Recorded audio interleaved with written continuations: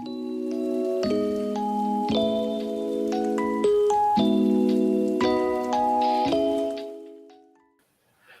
we're back with another episode of the Lakers Fast Break podcast. It's Gerald Glassford coming right back at you here from Lakers Fast Break, Pop Culture Cosmos, where we cover the latest news and trends in pop culture each and every week, twice a week, wherever you get your podcast, plus also as well Inside Sports Fantasy Football. Check out Joe Soro and also Chris Ardieri as they discuss the world of fantasy football on the eve of your fantasy football draft. So go ahead and check it out today, wherever you get your podcasts. Also, as well, speaking of Joe Soro, he's Ox1947. You can go ahead and find him today at LakersBall.com, and please support the company that he owns. If you are in the Southern California area and you want your lawn transformed into something much more magical than it is today, it's Simblades. Simblades with a Y.com. Our good friends, Jamie Sweet and the number one Lakers blogger that's out there, I'm going to give them a shout out here. Just make sure that they're coming this weekend for their own Lakerholic Spotlight. And you can find out what they do for the rest of the week at Lakerholics.com. Also, as well, Empire Jeff TV, who's been on our show many times as of late. Go ahead and support him. And also our good friend John McCallion. You can support their great channels today by subscribing to them on YouTube. And speaking of subscribing, want to give a big thank you to Magic, who did his own subscribe-a-thon, his drive towards getting us to 1,000 subscribers. So I truly appreciate him doing that. We're still today above 1,000 subscribers, so please go ahead and help us out by subscribing today to get the latest notifications on when we go live with the latest Lakers Fast Break podcast. Well, we continue our roundup of all 30 NBA teams, and today is no less special than any of the others because it's been great so far. We've had tremendous insight from a vast array of people, and I just cannot thank each and every individual for stopping by. And we've got another great one today from Magic Man's neck of the woods, the Toronto Raptors. That's right. We're going to be talking Toronto Raptors today, and a great individual is here indeed to do so. You got to check out his work today at Sports Illustrated. It is Aaron Rose. And Aaron, great to have you here. Thank you for joining us today on the Lakers Fast Break. Thank you for having me on. I appreciate it so much. I appreciate you taking the time. In fact, you said you needed on early. We got you here early. I'm just so glad to have you here. First thing up is the Toronto Raptors. I spoke yesterday to Joshua Hicks about the Chicago Bulls, and I seem a little bit the same way that I was with the Chicago Bulls as with the Toronto Raptors. Like they're in a state of flux. Like they don't really know what they want to do 100%. I don't want to go ahead and question Masai Ujiri too much because he has engineered a championship team. But with the fact that they literally played themselves out when it concerns Fred VanVleet and the situation that they're now doing and now undergoing with Pascal Siakam, it seems like a little bit of mixed messages to the fan base on exactly where they want to go this season. Yeah, it's certainly mixed messages.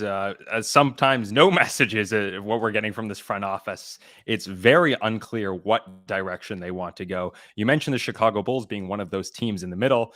Obviously, they knocked out the Raptors in the play-in tournament, and it wasn't that long ago, a few years ago, during the COVID-19 pandemic, when Masai Ujiri famously said to Raptors fans, "Play in for what?" That was the year they decided to tank and eventually successfully drafted Scottie Barnes in that draft. But a couple years later, playing for what meant try and get into the play-in game and probably lose in the first round of the playoffs. So a very weird, disappointing season for the Raptors last year. And now we're looking at a new coaching staff, some different in the roster, obviously Dennis Schroder, and you guys can tell me a little bit about him, but Fred VanVleet, who's been a staple of this organization dating back to the championship year, is no longer on the team. And it seems like a turning point for this organization. Are they going to continue trying to contend and make the playoffs and probably be a first round out, best case scenario? Or do they pivot and try and build around Scottie Barnes? And I think that's a decision we're hoping to find out this offseason, but this offseason's getting pretty late now, and maybe we'll find out as the season starts, maybe at the trade deadline or next summer. But it's certainly a weird offseason for Toronto Raptors fans. That it is, especially with the decision that was made to not either give Fred VanVleet an extension or trade him at the trade deadline. and get any assets back that can help build your team. So a lot of people are still scratching their heads why they played themselves out like they did. I mean, what is the consensus there on how that Fred Van Vliet situation unfolded? I think the Raptors were really confident that they were going to be able to re-sign him. Or worst case scenario, they would trade him maybe to a team like the Lakers in the summer that didn't have cap space. You know, your situation was unique because of the Austin Reeves situation, but they would trade him to a team that didn't have cap space and they were going to get back something small, kind of like they did with the Kyle Lowry situation in the Miami Heat a few years ago. And it sounds like the trade offers they got at the trade deadline weren't incredible. They weren't impressive. So they figured, worst case scenario, we get a similar offer at in the summer when they work out a sign and trade.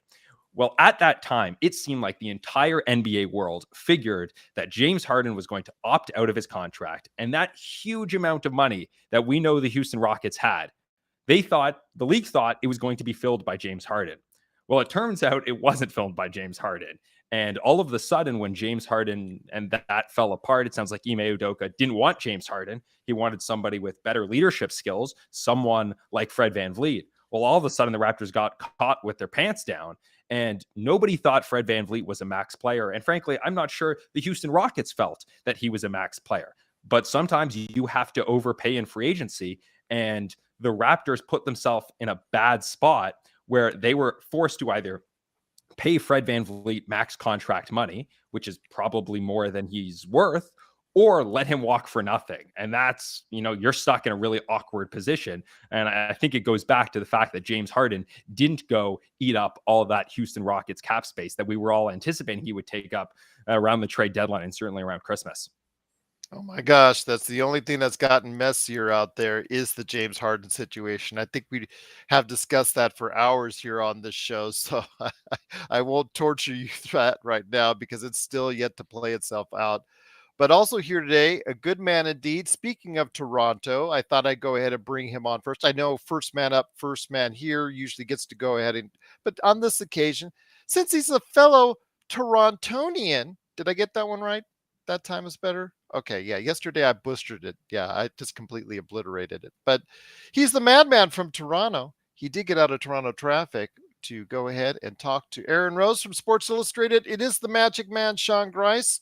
Sean, great to have you here talking Toronto Raptors, a team that you've seen in person on more than one occasion in recent times. Your thoughts with Aaron Rose from Sports Illustrated. Yeah, hey Aaron.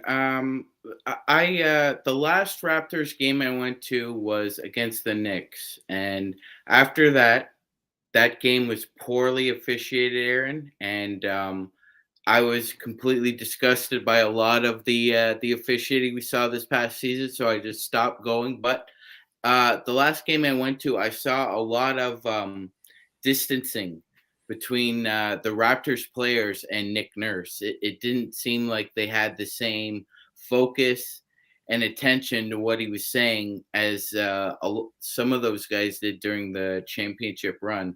So they brought in somebody completely off the beaten path, right? Darko Rakovic, very accomplished, almost 30 years of scouting and or coaching. He's coming into a situation with fresh eyes. How do you think he's going to adapt to being a head coach now? And how do you see his style of play or how he wants to fitting in with the Raptors roster?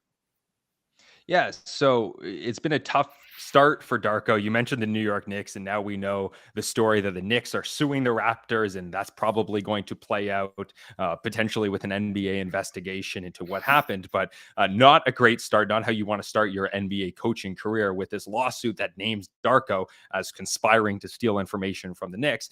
It doesn't sound like as big of a deal as the Knicks made it out to be, but again, not probably how you want to start your coaching career. As for replacing Nick Nurse is a brilliant basketball coach, a brilliant basketball mind, and an X's and O guru. I think he really changed the way basketball is played with janky box and one defenses and switching between zones, and the way that the Raptors both crashed the boards and got back in transition. And I think after that championship, the NBA is a copycat league and people began to catch on to him. And if you want to be the basketball wizard, you always have to be innovating. And that's really hard to do.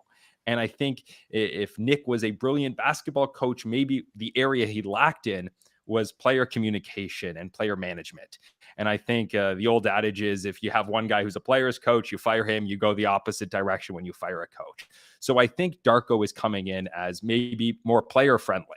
And what we can expect from him as a basketball coach in terms of X's and O's, it seems like he's a very offensive coach, 0.5 seconds, sort of that Spurs style where it's quick, make a decision, pass, shoot, dribble, attack. But he wants a lot of ball movement. That being said, as I've said to other people, anyone who tells you they know with certainty what to expect from a first-time NBA head coach is lying to you. We thought Nick Nurse, when he was hired to be the Raptors coach, he came in as the offensive guru who knew how to run a bench and develop players.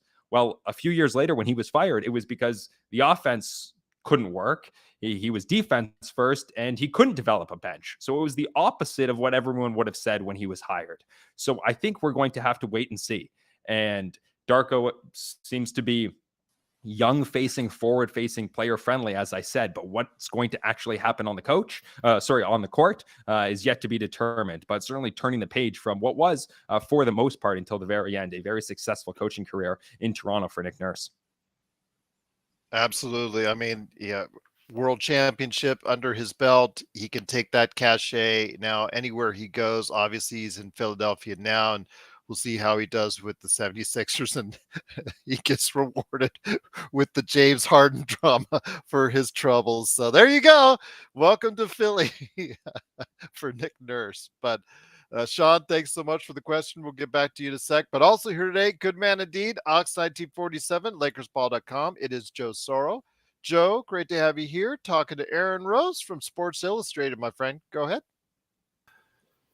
So I'm seeing a direction that I don't know how to say this without trying to be negative, but does it seem like Toronto doesn't want to sign anyone that's not a star, a true star? Like in terms of, let's look at Pascal Siakam. He is a very, very good player. I know we use the word star and great everywhere these days, but I try not to do that. Pascal Siakam is a all-star that's what he is, but he's not, in my view, a guy that's going to LeBron or Dwayne Wade or Giannis your team, right? So are they looking at that player and going, this guy's going to want to get the Supermax? Is he worth paying that money for? Yes, I know we have to pay money to somebody, but is this something that they want to do, or do they want to trade him before the deadline, get assets, and then start kind of really officially doing the rebuild at that point? Is Masai the right guy? Is Masai still living off the fact that Greg Popovich handed him a star? Because I think in a lot of ways, Masai's getting credit continuously for something that he wasn't all involved in. It was a part of it. And that's because I'm still trying to figure out why he would get rid of Nick Nurse. To me, he was my favorite coach in the NBA. He's been my favorite coach. Why? Because he's new. He brought something right out the gate, won a championship his rookie season, and kind of just at this point proved to me when he was let go that this league just does not give two craps about coaches. And usually it's a star that creates that. And maybe that's been a fallacy. Maybe it's just management. Maybe coaches don't have a shelf life because there's too many voices in that room. And when you're watching Winning Time, a lot of that banter that's going on seems to be something that happens in the NBA. It might be embellished a little, but that seems to be what goes on. Is that really what happened? Why would you get rid of Nick Nurse when hasn't been there that long? No one has tuned him out yet, or have they? I don't know. I'd like to get some light on that. Yeah, so I think there are three questions you asked there, and I'll try and answer all of them. You might need to remind me when I'm done, but essentially I'll touch on the last one first, which is Nick Nurse. I think they say in sports, like, you can't fire the whole team, so you end up firing the coach, right? So, and I think that's ultimately what happened. It was a combination of two things. It was the players. I think Nick was always at the top of the league in terms of minutes played for his players. He pushed his players really hard. And I think it just reached a breaking point where the players were like, all right, we're done with this guy. And maybe it wasn't quite to that extent, but there was some toxicity. There was some, you could tell that there was something off, and you can try and remake the roster a little bit. But the easiest way to do that would be to change the coach and the coaching staff, which is ultimately what Toronto did. The other half of that, though, was things were already a little rocky. And then close to the end of the season, I want to say a couple weeks before the end of the season, when the Raptors were still in a playoff race, Nick Nurse was in Philadelphia, ironically, looking back on it now, and made a comment completely unprompted, saying at the end of the year, he would have to take some time to consider his future with the organization. It was before the game. It was not a question asked by Toronto reporters. But all of a sudden, you have the coach in the middle of a playoff race when we're trying to focus on making the playoffs, getting out of the play-in tournament, talking about his future with the organization. And that, I think, rubbed a lot of people the wrong way. And I think Nick sort of said it was no big deal and fought the media over that comment. But when it was all said and done, Masai Ujiri said that was a mistake by Nick Nurse. And I think it took away from the end of the season and made that the focal point of what was going on. So I think it was, as much as it was the Raptors trying to get rid of Nick, I think it was also Nick was ready to leave because he made those comments, and he didn't say, get me out of here, but he said as close as you could possibly say to that in the middle of the season while in a playoff race. So I'd say that's probably why Nick Nurse left, and why maybe it was more mutual than it seemed from the outside. In terms of Masai Ujiri, obviously that trade being sort of gifted Kawhi Leonard the way the Raptors were, and the Spurs going in a weird direction where they didn't just tear it down. They wanted a all-star player like DeMar DeRozan at the time, probably similar to Pascal Siakam, that, not Giannis type of player, not LeBron type of player, but a guy who's a really, really good NBA player, an all-star player. Their decision to take that package from the Raptors was certainly a gift and a godsend for Toronto. But at the same time, you look at the rest of that roster, and you don't win a championship without Marc Gasol.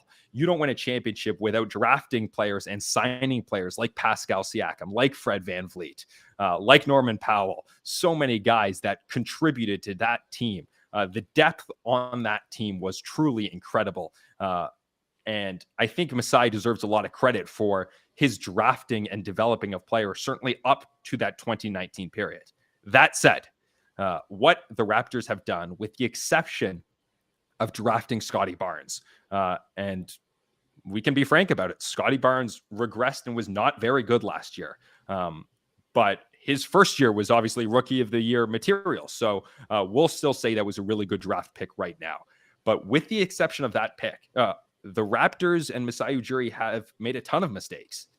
And while I'm not going to sit here and call for him to be fired, I think, the hot seat was cold because you won a championship. But increasingly, as time goes on, as seasons continue to mount that are, 2 years ago when the Raptors made the first round of the playoffs, that was an incredible year. But last season was pretty disappointing. You have the tanking year in there. You have Fred VanVleet walking for nothing. You have trades like the Jakob Poeltl deal that aren't so great. And I think it's beginning to be fair for Raptors fans and NBA fans to say, okay, has some of the magic from Masai Ujiri worn off? I'm not going to tell you he should be fired, but I think it's fair to look at his resume in the years since the championship and say, what have you done lately? And it's not such a great resume, with the exception of the Scottie Barnes draft pick. And then to touch on your first point, in terms of Pascal Siakam, it is an incredibly strange situation. It sounds like right up until the draft, they were taking phone calls and ready to trade Pascal Siakam. Now, as Laker fans know all too well, when players try and force their way to LA, it sounds like Pascal was exerting his own agency in the situation. He was telling teams, if you trade for me, I'm not going to sign with you. And he's totally allowed to do that. players have the rights to do those kind of things that are within the rules. And it sounds like that probably inhibited the Raptors' ability to make a trade. Now, we know Masai Ujiri at the last trade deadline said he doesn't like to make big seismic moves at the trade deadline. So you asked about trading Pascal Siakam at the trade deadline. Well, Masai Ujiri's history would say that is not a good time to make a huge move like that. You do not want to, make a crazy, huge max contract player kind of trade at the trade deadline. So he said that in the past. So I can't expect him to make that trade at the trade deadline. But if you don't sign him to an extension now, we're heading into an offseason next summer where OG Anunoby is going to be a free agent. Pascal Siakam is going to be a free agent, assuming you don't extend him. And we just saw what happens when you go into free agency and sort of anything can happen. You have to believe that. If you're believing one thing today, well, that could change in, whatever it is, 10 months from now. So it's a weird situation. Do you not want to extend Pascal Siakam to a max contract? That would make sense because maybe he doesn't deserve it. But in the NBA, those players tend to get paid a ton of money. And it probably makes sense to pivot to a Scottie Barnes era and to trade Pascal Siakam now because of the way last season went.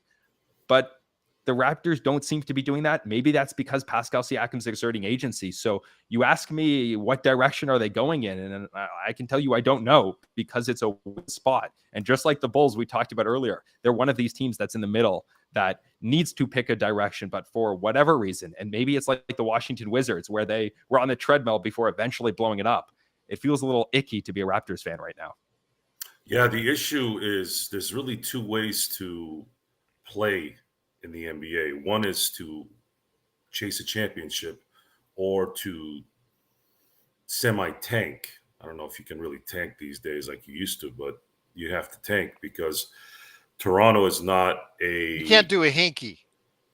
Toronto is not a free agent destination or a trade demand destination. And not picking on Toronto. This is going on in New York. This is going on in Chicago. And these places are considered meccas in a lot of ways. Why? Because Chicago used to be Michael Jordan's world, and New York is New York, Madison Square Garden. So I'm not saying that, no one wants to go to Toronto. Toronto's a beautiful city. But that's the thing with a lot of these guys. They don't want to go anywhere where it's cold. They're all a bunch of Ray Liotta's and Goodfellas. Just nowhere cold. Just nowhere cold. Henry Hill, just nowhere cold on Bronchial, right? So the only future I see in this, and I'll get to Masai real quick, and then I'll let Gerald ask the next question. I have not been a big Masai fan because I believe his trajectory is similar to Danny Ainge, in that he was handed a player, won a championship, and is still living off that same championship. And I know you can't win a championship every year. I know Toronto winning one championship is like the Lakers or the Celtics winning 5. I get that. But I think the part that I always talk about on the show is I feel like everything we do in sports is obviously no different. We're told what people are and who they are and how good they are when I know what my eyes see. And I go, well, what constituted that? Did he, when I see somebody great, let's use great as the word. I see someone who saw a 17-year-old in a gym and went, we got to get this guy. I see a guy who said, man, this guy's going to get X amount of dollars. We're going to have to skin this team to nothing to get this number to get him over here. And that I'm talking about Shaquille O'Neal. And then on top of that, they have an extra draft pick or their own draft pick in that same draft, and they end up getting Derek Fisher. To me, that is great. And I just feel like a lot of times we get told what's great and what's good, and it's usually not true. And Toronto's situation, they have two choices here, and I don't believe Pascal Siakam is a super max player, not even close. And I even could go as far as saying he's not a max player, but that's a whole different ballgame. That's a whole different one. I know the market doesn't say that, but I'm like, what's this guy going to really do? He's probably a really, really good number 2 if you have, let's say, at Dame Lillard in his prime. But Dame won't go to Toronto. See, and that's the problem. I don't know what the NBA can do to change that, but that's, again, another discussion for another time. But as far as what I see in the future for Toronto is, I see if he's not going to make a trade at the deadline, it looks like they're going to let him walk. Unless the market next summer, which is probably, I don't know how, might be a good time to be a free agent, because I think 2025 Well, that's a real possibility, Joe, that Right. Siakam and OJ Anunoby are both going to walk. That's a real But if possibility, Fred right, Van Aaron? Fleet can get a max deal, because I wasn't faulting them for that one. Yeah, I I mean, mean, OG Anunoby and of course Siakam, they both could become free agents if they continue to play this out, and that would be 3 individuals, major contributors to the Toronto Raptors that they've let go. That's a possibility, mind you, but that is realistically on the table. Isn't that correct, Aaron? Yeah, the OG situation is the one that scares me the most because of the NBA rules. We don't need to dive too deep into these collective bargaining agreements, but the Raptors can't sign him to an extension because of the veteran extension rules. So he is forced into free agency. And that's another one of those players like Fred VanVleet, who's not a max player. But maybe someone out there has max contract slot and the cap space to go do it. And free agency typically isn't the best place to go shopping. But if you've got a max contract spot and OG Anunoby is one of the best players on the open market, maybe you just say, listen, he's the final guy for us. We could really use a elite defender, a all defense caliber defender, and a really good corner 3-point shooter. He's not a perfect player by any means. He's a great versatile defender, and he's a stand in the corner, catch and shoot 3-pointer kind of guy, a 3-and-D player.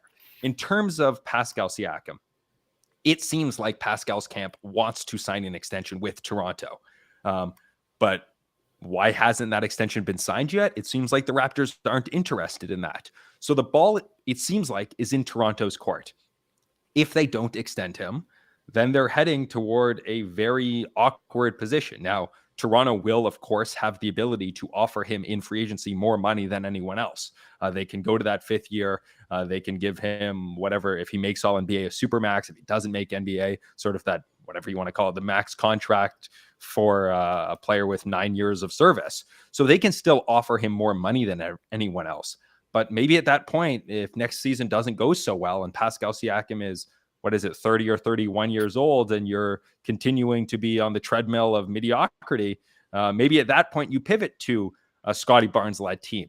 But you certainly cannot let players walk for nothing. Talented players in the NBA walk for nothing. You cannot let OG Anunoby leave in free agency with nothing coming back. You can't let Pascal Siakam do that. We've seen that with players in the past.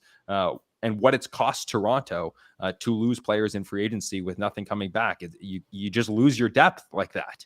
And I don't believe, because I have to have faith in Masai Ujiri, that he won't put the Raptors in that position.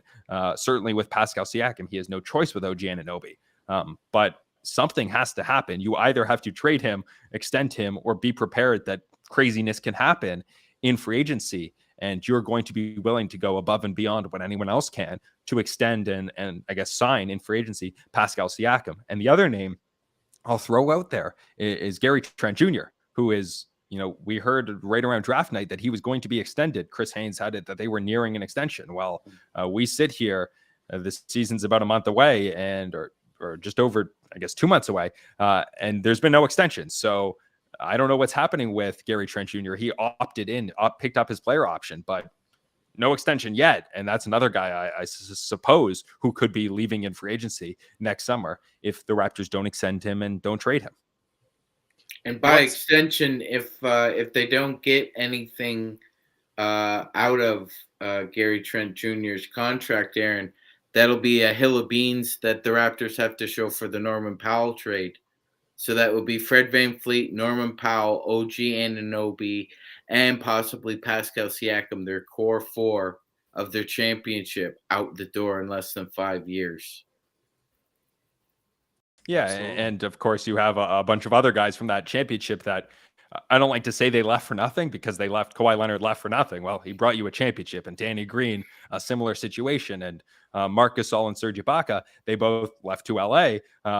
the Raptors could have re-signed them, although it wasn't like either of those guys, as you guys know, went on and had successful careers after Toronto. It seems like Toronto made the right decision letting those guys walk. That said, the Raptors spent years trying to fill that center spot. Aaron Baines did not work out for the Raptors, and it wasn't until they probably overpaid for Jakob Poeltl that they finally have a center who's, at least a league average or above league average starting center, the way that Marc Gasol and Serge Ibaka were for years. So we're still paying for that championship, and sometimes you have to go all in for a championship to win it. And I think sometimes when you go all in, the bills are due, and we've been paying for that for a few years now here in Toronto. Once again, it is Aaron Rose from Sports Illustrated. Joe, I'll get right back to you here in just a sec. Wanted to go ahead and make sure everybody checks out his work today at si.com. Please go ahead and check out the tremendous work that he's been doing. I've been scouring over in the past couple of days his great articles. It's mainly about Team Canada right now. So if you want to know about Team Canada, what's going on, what's on the road up ahead, please go ahead and check out his great articles today at si.com. And before I turn it back over to Joe, because we've talked about OG Anunoby, the possibility of losing him, possibility of losing Pascal Siakam, possibility of losing Gary Trent Jr. for nothing or next to nothing. The reason why is there's a possibility that this team going forward and Masai Ujiri's plan is to build around Scottie Barnes. You talked about Scottie Barnes last year regressing from his Rookie of the Year winning season, and the future supposedly for an individual that some say, my good friend Rafael Barlow has the famous quote that you don't pick a number 5 guy for just a glue guy. I'm paraphrasing what he said, but I remember that his famous quote on the air was that many people are still divided on his future. How big can his future be? Do you see a potential all-star? Do you see a superstar in the making? Or do you see someone that's just going to be, like Rafael Barlow said when he was originally drafted, just a glue guy going forward? Yeah, and we talked earlier about how does Toronto get superstar players? Because superstar players are not going to sign in Toronto. We just haven't seen that in the past. So the only way to do it is to go out there and trade for it. Or I think what Toronto is hoping is that you drafted that guy. And when his rookie season played out, people were like, this could be the guy. And I think people's expectations were really high coming into his second year, and he just didn't live up to those expectations and didn't even live up to much smaller expectations, for example, that I had. As you mentioned, this guy, Scottie Barnes, can't just be the garbage man in the sense that he can score 15, 18 points a night, being a rebounder, a hustle, a guy who, stands in the dunker spot. But that's not what anyone chose the 4th pick to do. That's not how you become an all-star or superstar in this league. So he really needs to develop shooting from really every range. He's good around the net, but other than that, he is so far has not been able to shoot, and certainly cannot shoot from 3-point range.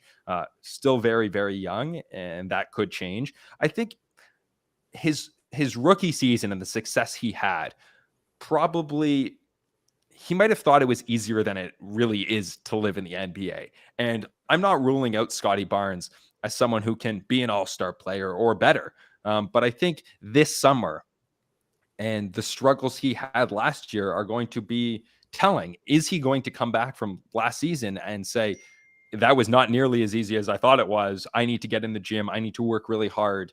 I need to develop that shot. Or is he going to take it easy? He talked about having his conditioning, how it needs to be better this season, and hopefully we'll see that. But I think with the exception of Giannis and maybe a few other guys in the league, you need to be able to shoot in the NBA, and he needs to be able to shoot. He's a fantastic passer, but he's not a great dribbler at this point, and he's not a great shooter. And we're shooting and dribbling are basic parts of basketball. And if you want to be an all-star and all-NBA, a superstar caliber player, he needs to be able to develop those things. I think we'll see a step forward from him this year, but I'm not expecting an all-star jump from him this year. But if Toronto's going to get to that level, at this point, everyone's looking at a guy like him to be either the superstar that Toronto needs or to be the player that they can include in a package to go out and eventually acquire a superstar. But that's what Toronto needs out of Scottie Barnes. Joe, you wanted to go ahead and ask Aaron a question? So, Aaron, you've been in Toronto your whole life, correct? Roughly. Roughly. You follow the Blue Jays as well. Are you Sports Illustrated's Blue Jay, Maple Leaf, Raptor contact? No, I'm not a Leafs guy whatsoever, but No. certainly the Blue Jays. And you want to talk about disappointing seasons right now? The Blue Jays are eerily similar to the Raptors. Yeah, I think I would if I was a Magic Man. I think the Blue Jays had a little bit more of a, I guess, preseason kind of hope. I think Toronto's kind of stuck in that middle ground area of, do we pay this guy? Do we pay that guy? So I can kind of understand how that goes. But the pressure in Toronto, I don't talk to Sean about this a lot, but the pressure in Toronto with the Raptors, let's say, how is it? How what would you compare it to in terms of any other team in the NBA? We know pressure in LA is pretty big. I actually don't really know who else has that kind of pressure. I think there's a fallacy that Boston has that pressure. I don't believe it. I think they do this year, Joe. Maybe. I don't feel it. Obviously, the Knicks have not been playing well for a few years now, and I don't know how that works. San Antonio is a small market. You don't really see a lot of that.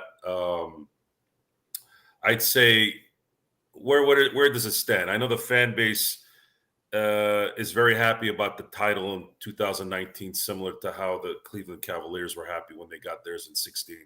Is that still there? Do they still, when they have a bad week, and let's say the Raptors lose 3 in a row, do they go back and open up their 2019 book and go and kind of caress it still? Yeah. So, while I said I'm not a Leafs fan, this city is still a Leaf city. And I think if you're talking about pressure in sports, nobody feels more pressure than probably the Leafs organization. But I think the championship brought in a lot of new fans to the Raptors, people who maybe weren't basketball fans or casual basketball fans. And I think that they became hardcore fans in that season leading up to the playoffs, certainly in the playoffs, and as we continued on the playoffs. And I think even that following season, where the Raptors were every bit as good as anyone else in the league, I guess the year that the Lakers won the championship. And if you ask Raptors fans, they'll probably tell you, if not for COVID-19 and certainly the restrictions Canada had and Raptors players had living in Canada at the time, and the way that Pascal Siakam was shut down because of COVID, if not for those things, the Raptors might have gone head to head with the Lakers and maybe we're better than the Lakers. Maybe you guys don't want to hear that, but I think Raptors fans feel that way. But I also sense that you don't want to be stuck in the middle. And I think fans maybe a few years ago across sports weren't smart enough and saying, we'll go to a few games, we'll win some games, that'll be fun, we'll have, $20 beers and call it a night. But I think sports fans and certainly Raptors fans have figured out that there's merit to losing games and there's merit to tanking. And I remember when the Raptors were tanking for eventually Scottie Barnes, people were posting, tank pictures and they were all aboard trying to tank. And I think fans are really smart these days, is I guess what I'm trying to say. And being stuck in the middle, losing in the play-in tournament is just a miserable spot to be. And I think fans want this organization to pick a direction. And if you're going to be stuck sort of going in the same spot, and I think there are fans who are skeptical of which direction the Raptors are going in, then they just sort of lose attention. And I don't necessarily think Raptors fans are done with the organization, but I think too long of just whatever, in a way the pressure goes down because people don't care. What you want is a ravenous fan base that is demanding excellence and shows up to the games and feels passionate in the pressures there. And I just worry that too long of whatever, middle of the pack team will lower the pressure and people will accept being just okay. Sean, I know you wanted to talk a little bit about Dennis Schroder. I know he Yeah. also wanted to hear our thoughts on Dennis Schroder as well. Yeah, absolutely. Well, so far through the FIBA tournament, Luka Doncic has not been the MVP. It's been Dennis Schroder of Germany.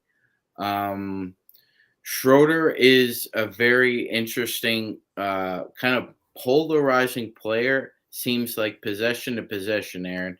Can be brilliant on 5 possessions in a row and take a lead from 5 to 7 points and take it up to 15 to 17. And then there are times when he makes 3 inexplicable plays offensively, and then defensively it seems to compound. So I've often said that you'll get one great game out of Schroder, you'll get one okay game out of Dennis, and then there'll be one bad game. But so far in this tournament, he's played soundly and has really filled up the bucket. So to me, I look at Darko as probably liking what he sees, especially if when Dennis plays with confidence, he is a different kind of player as well. So I think he can steady the point guard position for a year, despite the fact that Fred VanVleet's gone. So what do you think it portends to, as far as, is this a tryout, or do you think that basically he's here for a year and we're going to reevaluate the position? Well, I'll just push back on the thing you said at the beginning of that statement, which is Shai Gilgeous-Alexander has something to say about being the MVP of the FIBA tournament. I think Canadians are quite impressed with the way Shai's been playing so far, and as you guys mentioned, I've been writing about that a lot lately.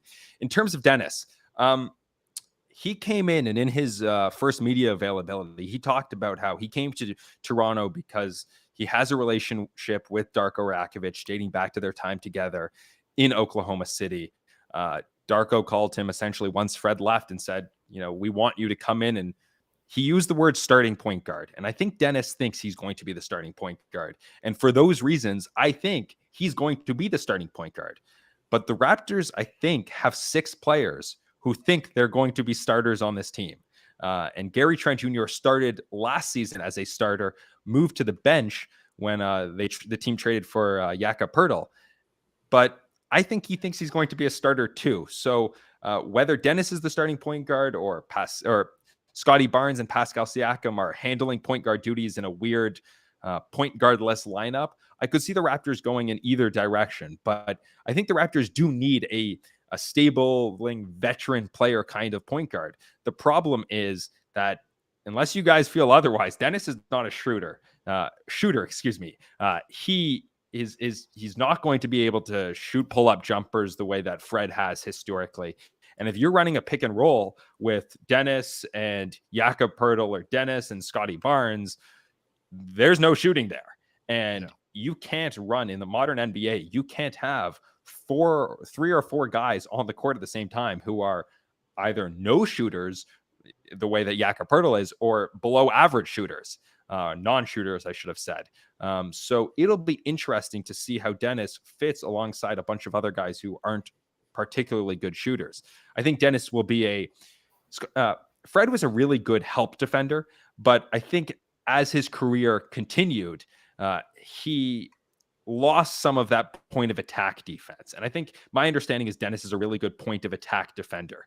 Yes. And I think the Raptors could use that, but he's not an all-star player. And if you were a 41-41 team last year and you lose a player like Fred, who has been an all-star in the past and was a really good player in some advanced metrics, say the best player for the Raptors last season, and you replace him with Dennis, best case scenario, you're a 41-41 team with some development from other players.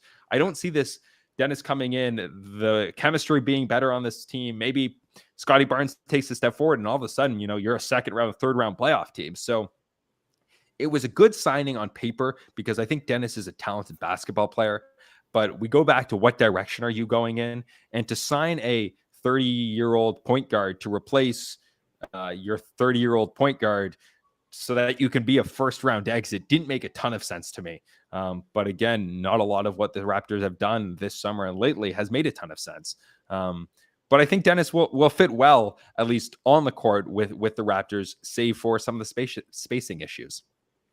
There's a reason why he was sixth man of the year way back with the Oklahoma City, is because of the fact he flourishes coming off the bench. And he did as he did last year with the Lakers. It is when you start him that's where you get into some issues, because having him play 32, 33 minutes a night is just not the answer. Like you said, his flaws start to show a little bit more. The fact he cannot fill it up from the outside as well as maybe some other individuals, like you mentioned with Van Vliet. It's just that, whatever he provides you is best in spots, but not over the long haul as a starter. That's probably the best way to say it, is he flourishes best when he's coming off the bench. So once again, it is Aaron Rose from Sports Illustrated. Great to have him here. If you want to go ahead and check out Aaron's great work, please go ahead and do so today at si.com. One last thing I want to go ahead and touch on, unless Joe has a question as well, or Sean on the Toronto Raptors, and that is, who is the under the radar individual on this roster that stands out to you as someone that needs to get more love and attention, that you think will have a pretty darn good year for the Toronto Raptors? Yeah, it's tough, but I think I'm going to say Precious Achiuwa, because he was really, really impressive in the second half 2 years ago. After the All-Star break, he went to the Rising Stars game, I want to say, and after that, he became a three-point shooter and was really impressive for the Raptors. And then last year, he battled injuries off and on. He had a big injury that kept him sidelined for, I want to say, over a month, and just never found his rhythm. And Got it lost was in a the shuffle, per disappointing. se. Yeah, it was a disappointing season for him. And I think Nick lost confidence in him. There was time that Nick was calling him out publicly, saying he needed to play better. And, he was in trouble if he didn't play better, essentially. But I think just like it is sort of a big season for Scottie Barnes, I think it's a big year for Precious Achiuwa, where we might be talking about this guy as, a really valuable rotation player and somebody who might have trade value, being a young, interesting player, versatile, 6'9", can defend across multiple positions, can maybe play up and play the center spot. Maybe he can shoot the three like he did a few years ago, and maybe he can create a little bit for himself. And now we're talking about a really complete kind of player. Now, I'm not expecting an all-star or anything, but maybe he can be like a valuable sixth man or a fifth man, somebody starting eventually. Or maybe he's just a guy, and maybe he's the 10th man or the 11th man in a rotation somewhere, and nobody's talking about him anymore. So I'm still bullish and buying in on Precious Achiuwa, but I think we have to see it this year. And when we talk about guys who could make or break this Raptor season, I think a big step forward from him, I think he's going into his fourth year, would be huge for Toronto this season. John, Joe, questions for Aaron? Great to have him here. He's provided so much great insight so far on the Toronto Raptors. Guys, do you have any questions before we finally get the word and honest opinion on the big purple and gold, as far as his thoughts on them there? Yeah, Aaron. I've lived in this city probably a little bit longer than you have. I will say this: it feels like there's kind of this shadow around Raps fans that not only are they year to year, it feels like Masai's year to year as well. I know there. Well, he mentioned earlier about the very cold seat because he won the championship. Reminds me a little bit about the trajectory of Rob Pelinka, because this time last year it was getting a little bit warm for Rob Pelinka, right, Sean? And throughout the year, yes, it was, Joe. Yeah, it And was. He got an especially, extension. He didn't. well, because from us right here, we were just roasting him. We a were lot. putting him on the hot seat, but the Lakers Yeah, didn't. with They signed. us. They extended him. Oh, we had him on a skittle. We had him on a skittle indeed, but he did manage to go ahead and make his way, ease off any tensions with Lakers fans with his great performance during the GM, as far I as just think during the trade deadline. Absolutely, Joe. And the only reason I say that is because Masai is a brilliant executive. So this is his second time doing this. He originally turned around the first incarnation of the Nuggets, and he planted the seed of why that organization decided to go and chase championships. But I digress, Aaron. But I guess the point is Masai has options. That's clearly what's written about in the Toronto media, that because of his connections with the NBA and Basketball Africa, and he's a global executive. So do you think that that's partly the reason why they can't really choose a direction, is because they don't really know which direction Masai is going? Yeah, I think Masai to me is committed to this team. Um, I think there's been some, minor changes in ownership. We heard that Larry Tannenbaum was selling part of his ownership. He's sort of the lead owner of the Toronto Raptors in a big conglomerate of organizations in Toronto. But I think as long as Larry's here running this organization, Masai's spot within standing in the organization should be pretty safe. But we sat here last year and we talked about how, if I recall correctly, the Lakers were interested in Nick Nurse, and Masai Ujiri was asked about that and said they can dream like I dream. I want Messi, I want Cristiano Ronaldo, I want Kobe Bryant. And 12 months later, Nick Nurse was out of a job. So life comes at you fast in the NBA. And I think that Masai still is in a really comfortable spot. And I think for better or for worse, he is a world executive, as you mentioned, someone who does great charity work across the world in Africa. He's passionate about things other than basketball. And I don't know how he's able to get it all done, but I think he's a bright spot. Like he's an executive that, basketball aside, you can be proud of. He's not going to embarrass you. He presents confidently, he presents wisely, and he cares about things that outside of basketball are important. But to basketball fans, it's what have you done for me lately, and are you helping this team? And I could see eventually, if things continue heading in a not so great direction, maybe the organization maybe mutually decides to go in another direction. I don't think we're going to see that this season. I don't necessarily think it's imminent, but as I said earlier, life comes at you fast in the NBA, and you never know what's coming a year from now. So could it happen? Possibly. But at this point, I don't expect a change in Raptors leadership anytime soon. Once again, it is Aaron Rose. Please go ahead and check out his awesome articles today, especially if you're a Team Canada fan right now. He's got some great articles. I posted the link in the chat, but for everybody out there listening, it is SI.com. Go ahead and check out what Aaron Rose is doing today. He's got some great articles that you really need to go ahead and look into on the Raptors, Team Canada, and more right there for you at SI.com. Joe, any questions before we get into the purple and gold, my friend? No, you're all set? Okay, so I ask you, Aaron. All right, he's got the thumb going up there. I ask you, when it comes to the purple and gold, we want to hear an honest opinion. We've been getting opinions from around experts so far. We're touching on the Eastern Conference, almost finished up with the Eastern Conference so far. They've talked and spoke at length about the thoughts around what the Lakers might do this season. We'd love to hear from you as someone who is a little bit more on the inside than some of the experts that we've talked to already. Tell us your thoughts on this upcoming season for the Los Angeles Lakers. Yeah, and they were a team that people were talking about. Could Gary Trent Jr. go there, either in free agency or dating back to last year? It seemed like they could have used a shooter and a playmaker potentially off the bench last year. And same with Fred VanVleet. Could they have used a point guard like Fred? They went in a different direction. Doesn't seem like people were so happy with the D'Angelo Russell decision.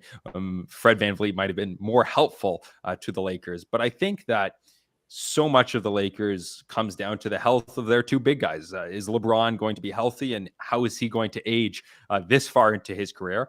I'm sure everyone else has said that, and same with Anthony Davis. If those two guys are playing at the peak of their powers, then they're as good as anyone else in the league. And the what we've seen from Reeves in the FIBA World Cup has been impressive. I can only imagine Lakers fans are very excited about what another season could look like. We were talking about a big two, and I don't necessarily want to put Reeves in a big three conversation, certainly not when we're talking about future Hall of Famers, but something like a big three. And he's certainly a step below those two guys. But is that the future for the Lakers?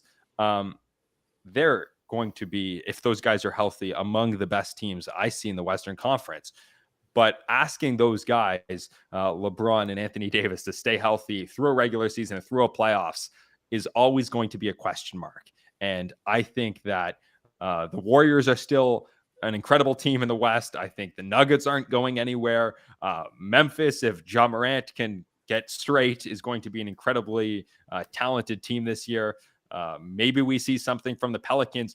I look at the West, and while the Eastern Conference still has a lot of good teams, really good teams, maybe it's not too dissimilar to the West of a few years ago, where we were looking at that as the conference that is just loaded with talent.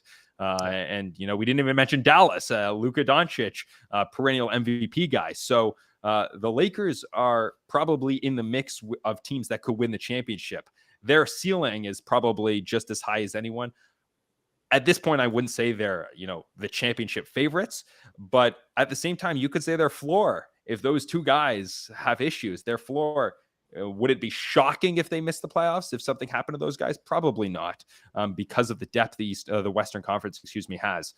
So certainly always an interesting team. Anytime LeBron's playing, it's a great team to watch, but an interesting season for the Lakers, because you'd have to think the clock is ticking on LeBron James. Exactly. And we're just hoping again that they don't get off to another 2-10 start, that they don't have to climb themselves out of the hole like they did last year. And hoping for maybe with the kind of tradable contracts that they have below LeBron and AD, that they can maybe, if they needed at the very end, if they need that little extra push, to go ahead and bring in someone with the kind of tradable contracts that they have. But Sean or Joe, did you have any questions for Aaron on the Lakers, his thoughts, his insight? Because I thought that was very sound on his judgment and what his thoughts are on the LA Lakers. 100% summed it up, as we have, Gerald. I mean, short and sweet. That's basically what it comes down to, is that there's this really big pyramid, and LeBron and AD are at the top. And if they're not healthy, it's going to come crumbling like ships into the sea eventually. Joe, any last thoughts you have, my friend? No, you're all good. You're good. All right. Well, it is again Aaron Rose from Sports Illustrated. You've been tremendous on the show. We cannot thank you enough for being part of what we're doing today.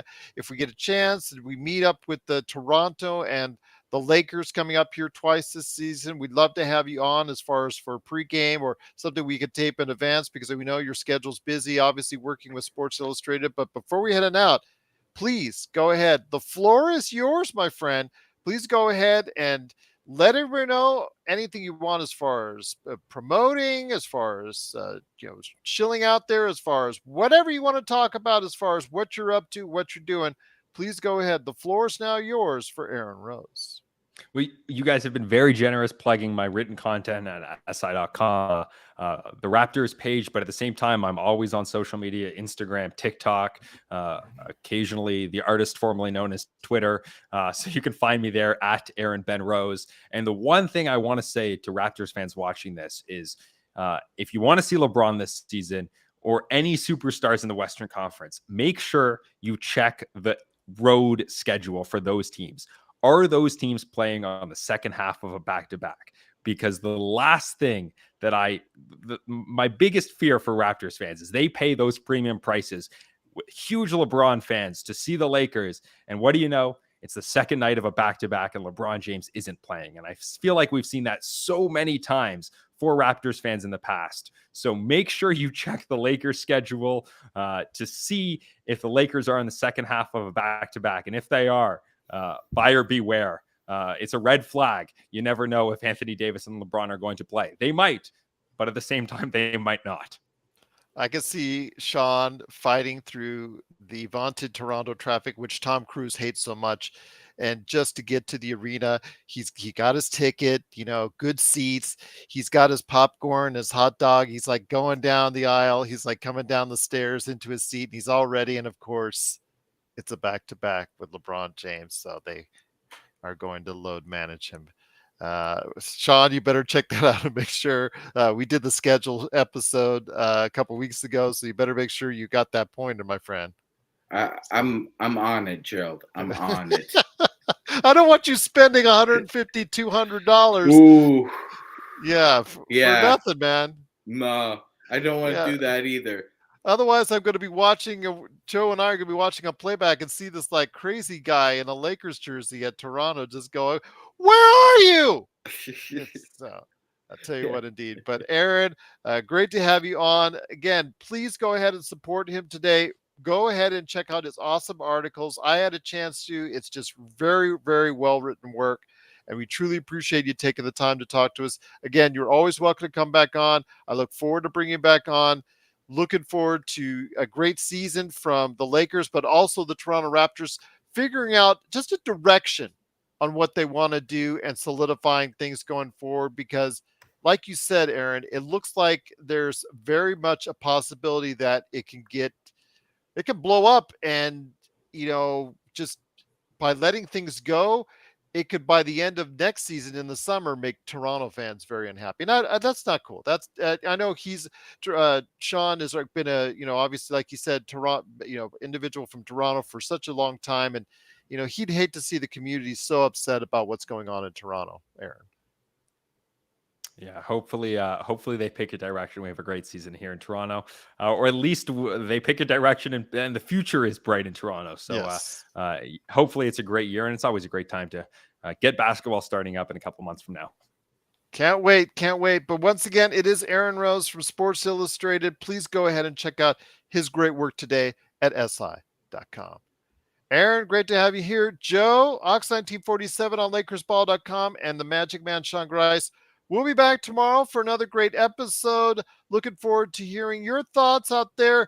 Please go ahead, and we'll be a part of your evening, tomorrow evening, talking Lakers basketball. Once again, we've got more great team previews next week as well, coming up right here on the Lakers Fast Break Podcast.